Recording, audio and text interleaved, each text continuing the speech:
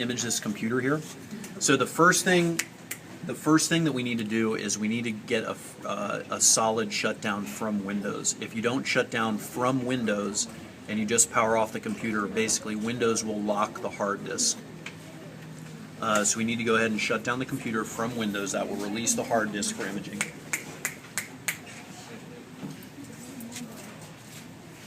Okay, so Windows is shut down now. Okay, so we're just going to wait for it to shut down here.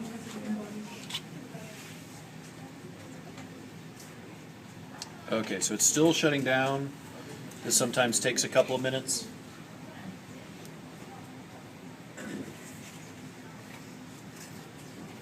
Okay, now notice down here we have our the USB in the side port.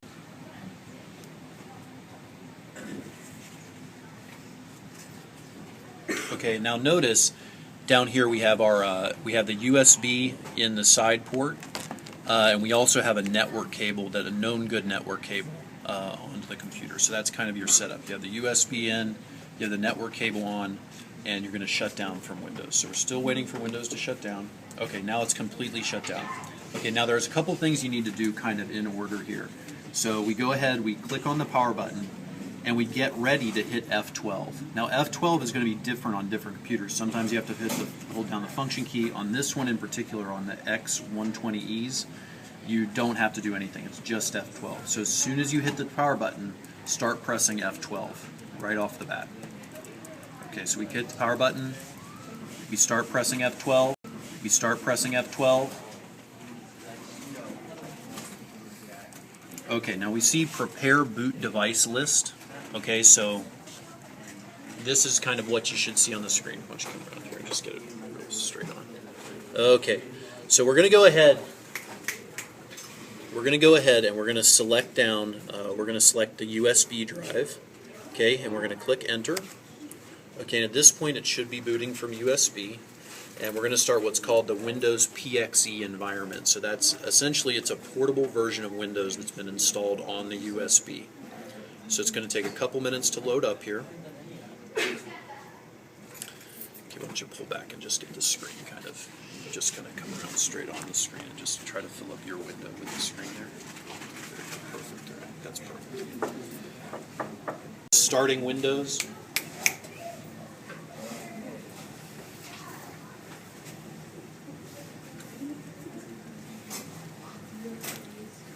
Okay, so now it says gathering volume information, and what that's going to be is basically it's looking at the hard disks on the computer,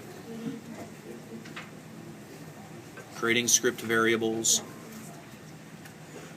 Okay, so basically it's going to list the available images on the USB. Okay, in this case it only has one, so we type in 1, right, we're selecting 1. We hit enter.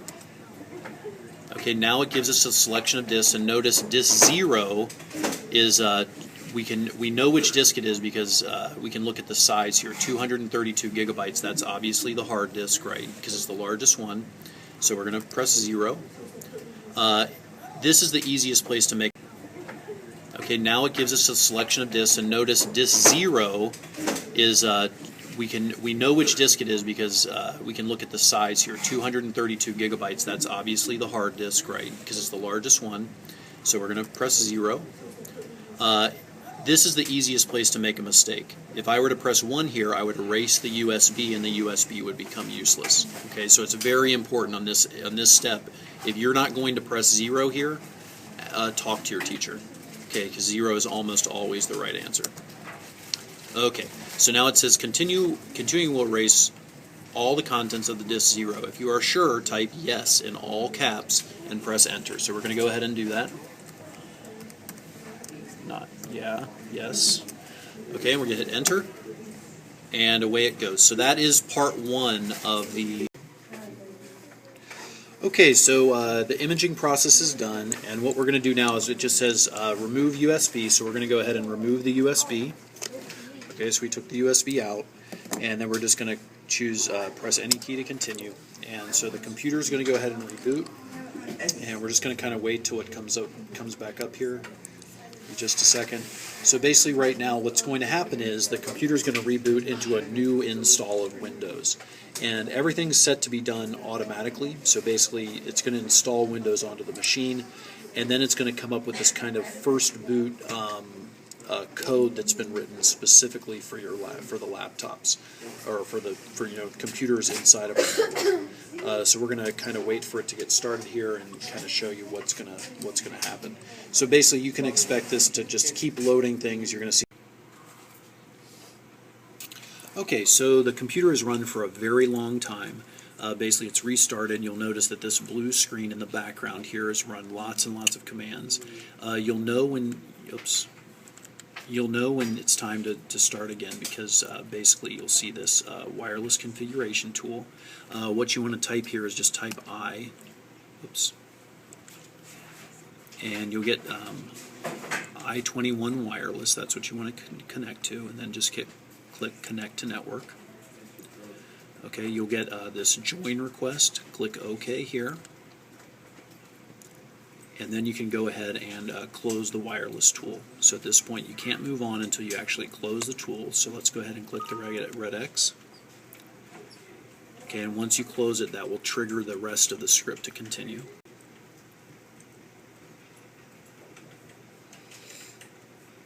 And this can be a couple of minutes process. So basically, it's going to run LAN school. It's going to then we're going to configure LAN school after it runs.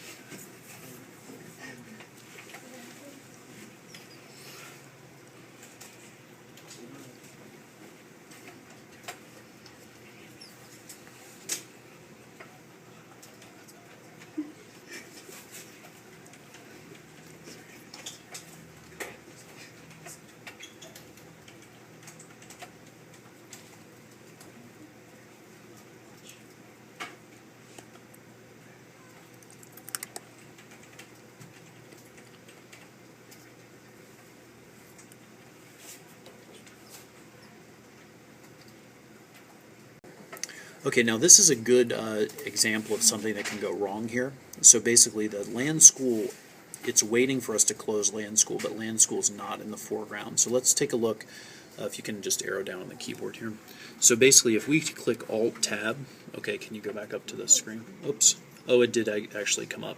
So if you ever lose a window like this, you can click Alt-Tab to switch between windows. And if you notice that I'm switching between the windows, so we want to stay focused on LAN school here. And we're going to set, because our setup is different here at Innovation, we're going to go ahead and click H for home.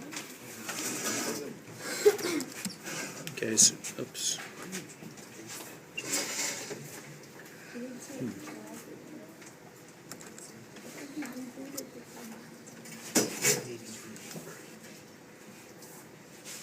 We're going to choose Innovation, there we are, Innovation Middle. And then for room number, we're going to select home. So we just click H, it automatically selects home channel. So once again, you select Innovation Middle, it'll focus on this, select the channel. You type the letter H, it will automatically select home channel. And then we're going to click select set LAN school channel. And then we're going to click yes. So it says, are you sure you want to set LAN school to the student agent to home channel? And we click yes.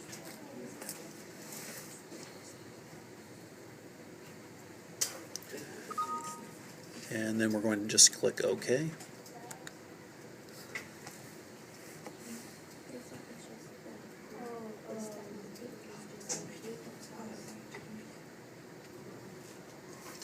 Okay, and then if you didn't read this message, it says to click the X, so basically it's finished, so we go ahead and click the red X. And now we're going to go ahead into the naming convention for the computer.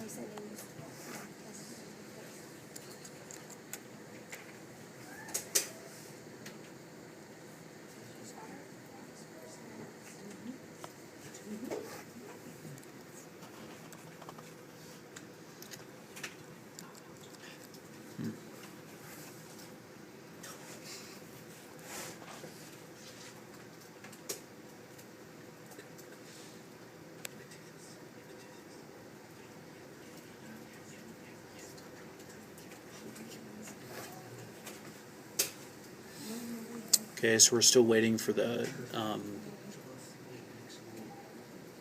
okay, we're going to go ahead and stop the video to wait until the naming convention comes up.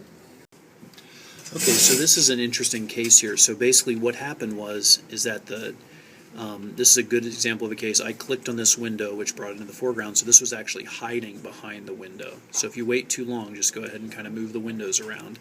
And notice in this case, the Alt Tab did actually have it come up. So if you wait too long, just Alt Tab and you should be able to see it. So we're going to go ahead. It says connect to the internet to download the latest naming conventions. We click yes. Okay, now we're going to go ahead on this domain connector. We're going to go ahead and select student laptop. And now this is something that you need to write down or remember. This is just for Innovation Middle, so any other school would have a different number. Ours is 0343. Okay, now basically this is saying, oh, I found a computer with this check mark. So we click the check mark if this has a red lettering, which is okay. So then we click Set Computer Name. It says click OK to join Active Directory. We click OK. And then we're going to go ahead and click Join Domain.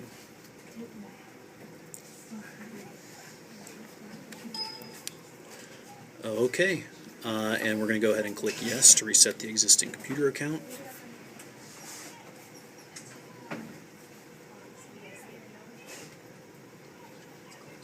Okay, so now we've been successful in rebooting the PC. Okay, so after we click yes to reboot the PC, or we were successful in joining the domain, so we're going to click yes to reboot the PC, and when it comes back up, what we want to do, when the student comes in to pick up their computer, we want to make sure that we connect a networking cable. We have the student log into the computer when a network cable is attached, and when they see their desktop, they're finished and they can take their computer. Okay, that's it.